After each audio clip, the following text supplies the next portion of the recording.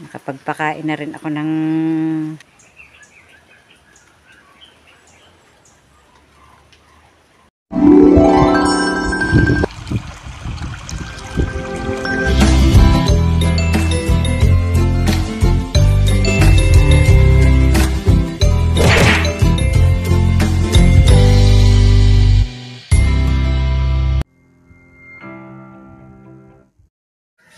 Good morning mga kabrasa, panibagong araw naman po natin ngayon.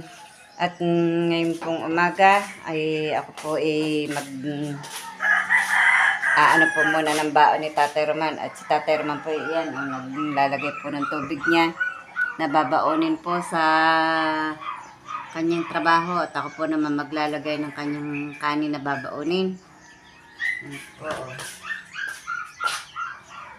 Pag babalot ko po ng kanin si Tatay Roman, dadalhin po niya sa trabaho. Si Camille po ang nagsaing nito. Maaga po si Camille nagsaing at dahil siya nga po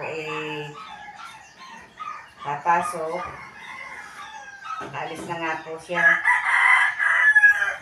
Yun po madaling pang naalis. Dahil po sa kanilang service maaga pong maghatid.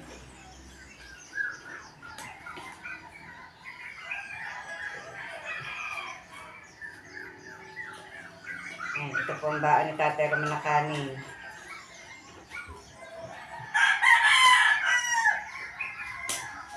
Wala po siyang ulam. Doon na po siya bibili. At kami po malayo sa palengke. Kaya hindi po basta makakabili ng isda, hindi naman po makakapag-stock.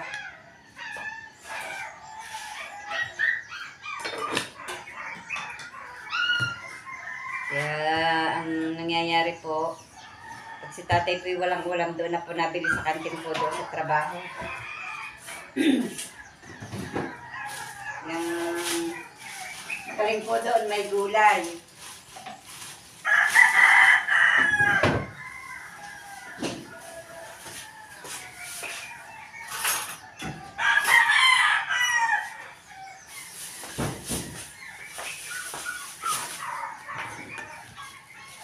Ganito po araw-araw ang ginagawa. Pagkaalis po naman ni Tatay Roman, mag-uumpisa na po ako ng aking gawain. Magwawalis, mag-iinis, apakain po ng baboy, magpapataka ng manok. Tapos kung gusto pong mangahoy, gagawa pa po ako ng aking walis doon, yung kinuha ko po ng isang araw.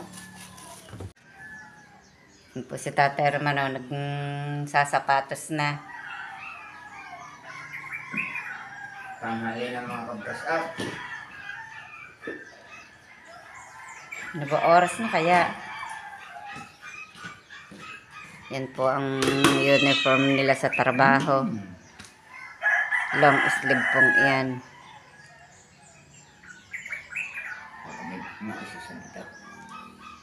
May bagong kang t-shirt? Ha? Oo.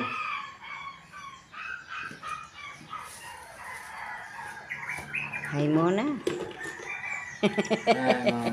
Kabras up. Para na si Hali.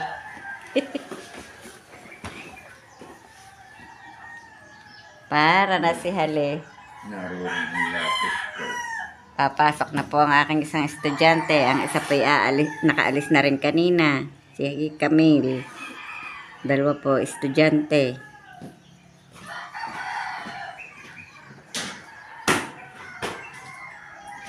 Bakit ang helmet mo hindi mo dinadala? Alam yung pula? Abit mo isang araw wala kang dala. Hindi ako nasabag. Kala ko'y nakalimutan bang helmet mo.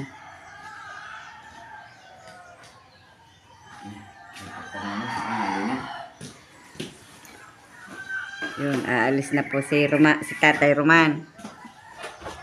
Tanghali na. At bubuksan po muna natin ang mga bintana bago po tayo mag-umpisa ng pagwawalis. Para po lumiwanag na po sa loob ng bahay. Ako pinaakyat pa sa upuan pag po nagbubukas ng bintana at saka po pag nagsasara. Kataas na po nitong ito, hindi pa po napapagawa ng ito po yung sako na tinahi ko. Kaya po tinutupi pa kung pataas. Kaya po kinakiyat din sa upuan.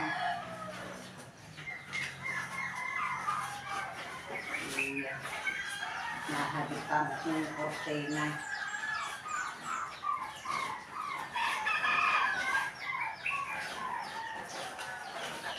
Umagat hapon po, ganyan ang trabaho.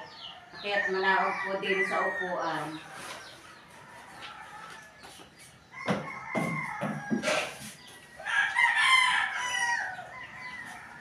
Dahil yung mga trapal na po, mga sakop hindi na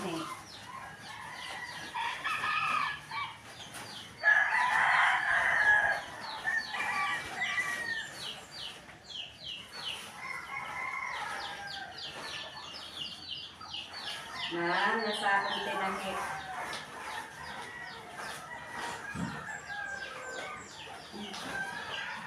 Nakatungtong na sa upuan, itias ko. Kulimlim pa. Ang bango ng bulaklak. Ang bango po ng orchids na are. Mga ka-brush up. Oh. Amoy na amoy po pag na ano din eh. Ang bango po ng amoy. Ako naman po yung magwawalis. Medyo mabilis na naman po ang hangin. Oh. Kita niyo po ang galaw ng dahon. Ang lamig. Malamig na naman dito sa Kalaka. Mga kabrasap, marami na po uli ang bulaklak ng aking bougainvillea. Oh. Padami na ng padami ang bulaklak. Noon pong pinakikita ko sa inyo, arilaan ang bulaklak. Ngayon madami na. Ang akin pong isda pinalitan ko po ng tubig kahapon at marami na pong yung malumot na po. Namamatayan po ng isda pagka po malumot ang tubig. Yun o, di ngayon kitang kita sila. Malinaw. Linggo-linggo ko po yan pinapalitan ng tubig. Ang aking dancing lady.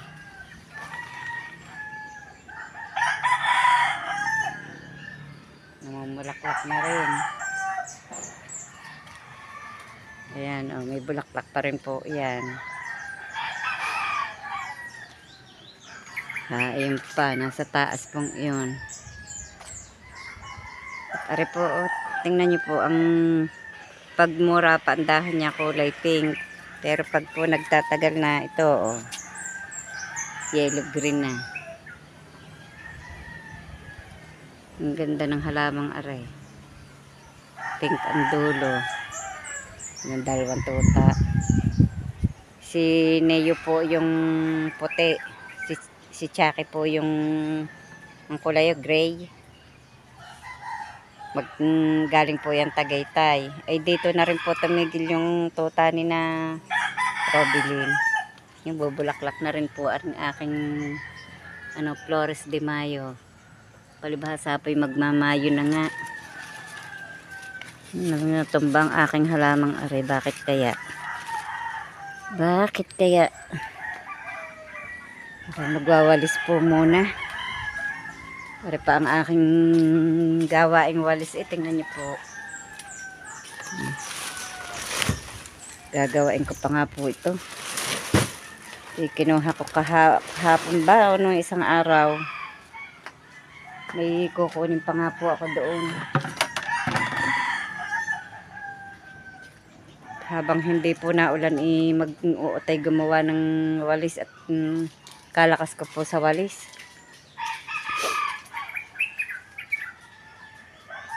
Paligid ko ano pa, di pa po nakakawalis.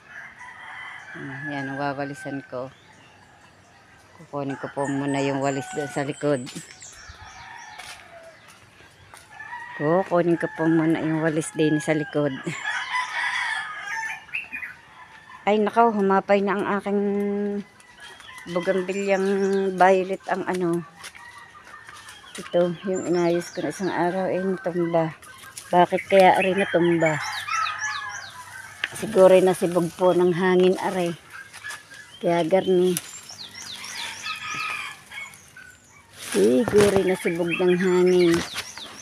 Siya, hindi ko maayos. Tutumba ulit. Kailangan may ano. May kalam. Oops.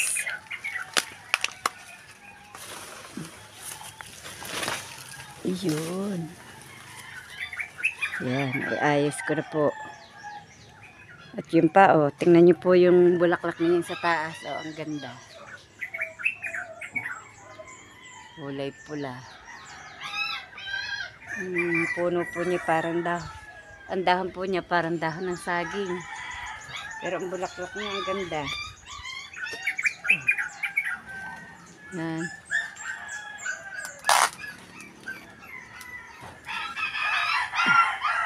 Agak ng agak ang isang tuta doon sa loob. Buti na lamang po nang umulan ako'y nakawalis na. Lalo na pong ang lamig ng panahon. Nag-uulan na naman.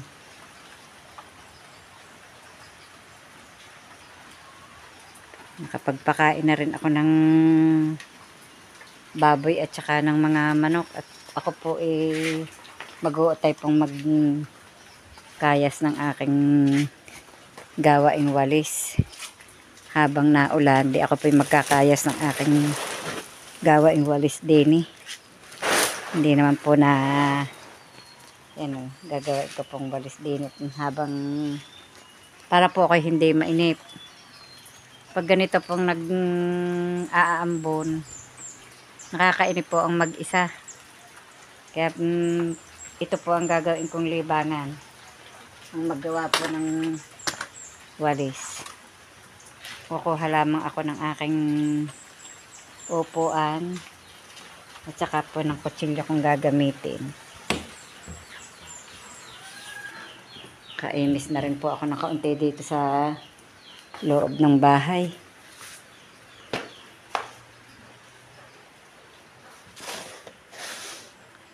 Kanina pa pong nag-aambon o naagos na po ang tubig doon sa kanal pong iyon. Naagos na ang tubig. Kukuha po muna ako ng aking gagamitin.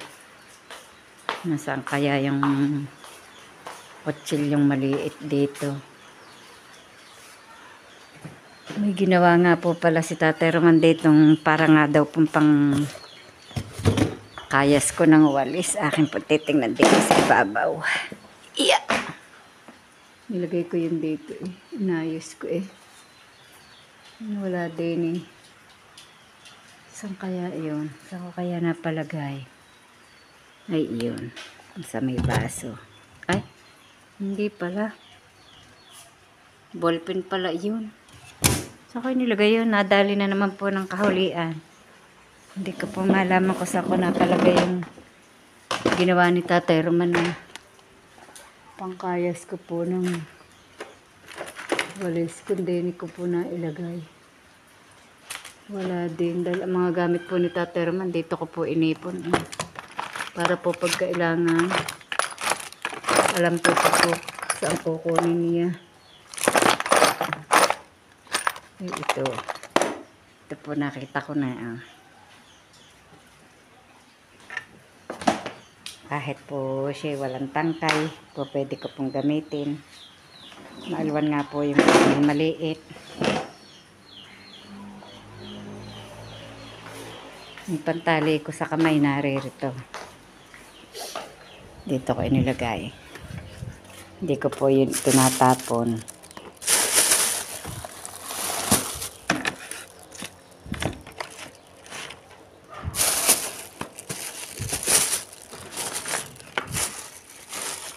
Dami po ng gagautan.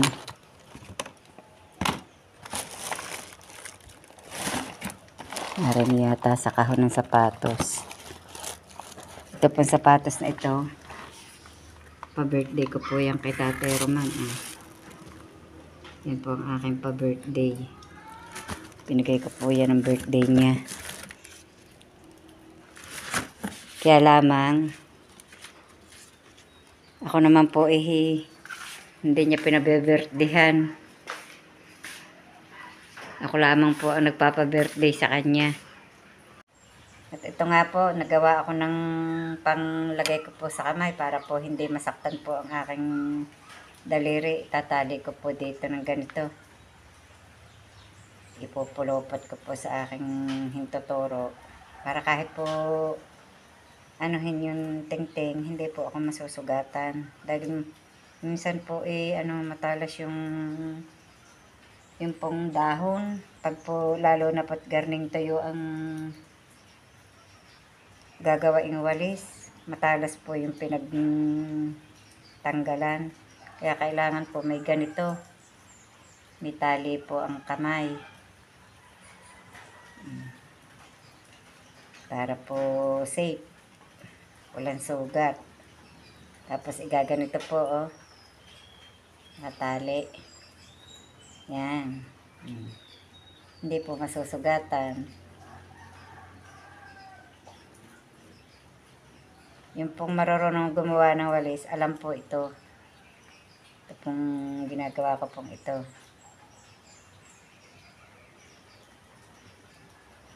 Hindi po ba? Hindi na siya masusugatan.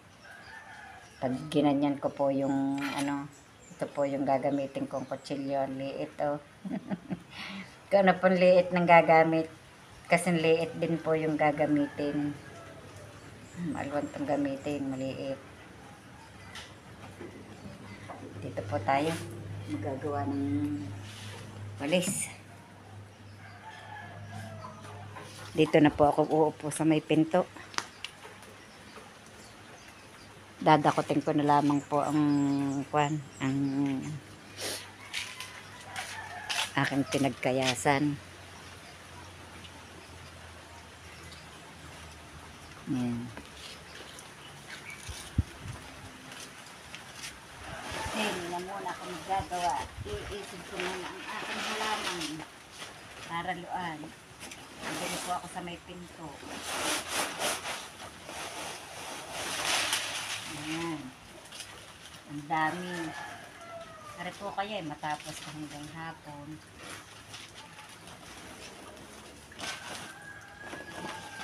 Ari po kaya matapos ko hanggang hapon.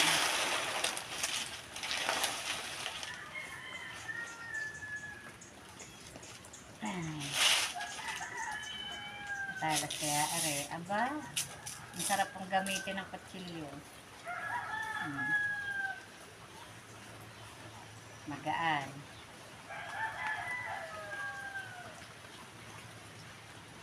Magaan. Kaliit ka namang are. Yan. Meron na po ako nakayasan.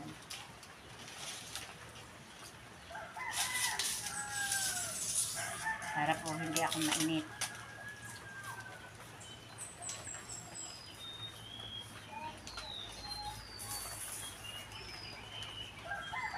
Kung hindi po umulan, sana po hahakotin ko yung kahoy doon sa baba. Yung pong natira ko noong isang araw. Umulan po, kaya ito na po muna ang aking gagawin. Para po mabawas-bawasan ang trabaho.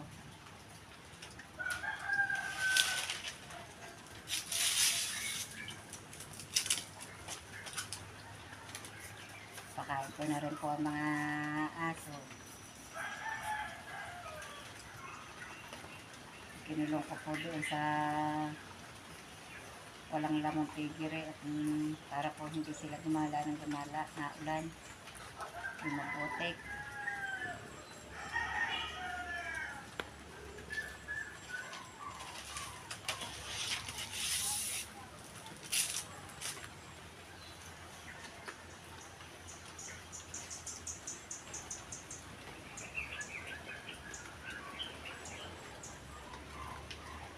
Shout out po kay Sir Lagalag. Maraming salamat po doon sa padala niyo pong prutas. Ang tuwa po ni Ali. Salamat po. Saka kami po ni Tatay Roman. Nung masabi ko po na may padala kayo, salamat daw po.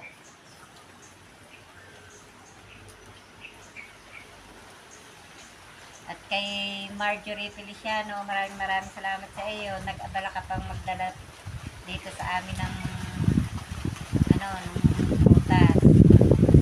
Sa amin ni Kapanalig. Maraming salamat.